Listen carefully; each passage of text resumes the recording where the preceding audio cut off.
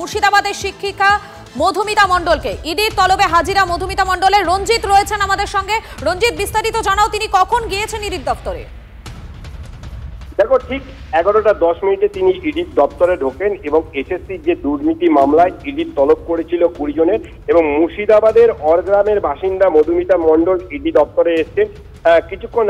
কিছুদিন আগেই তুমি জানো যে বহনচার বিধায়ক, তৃণমূল বিধায়ক জীবন কৃষ্ণ সাহাকে গ্রেপ্তার করা হয় এবং তাকে জিজ্ঞাসাবাদ সূত্রে যে সমস্ত চাঞ্চল্যকর তথ্য অর্থাৎ আর্থিক লেনদেনের যে সকল বিষয়গুলো এসেছিলেন এবং তার মধ্যে উল্লেখযোগ্যভাবে এই মধুমিতা মণ্ডলের সঙ্গে এই জীবন কৃষ্ণ সাহার একটি আর্থিক লেনদেন হয়েছিল।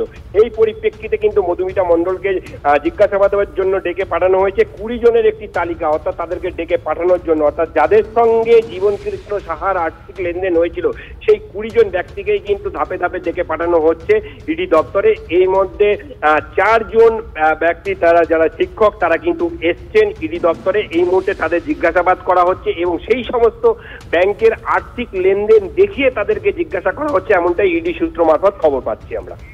ধন্যবাদ তোমাকে।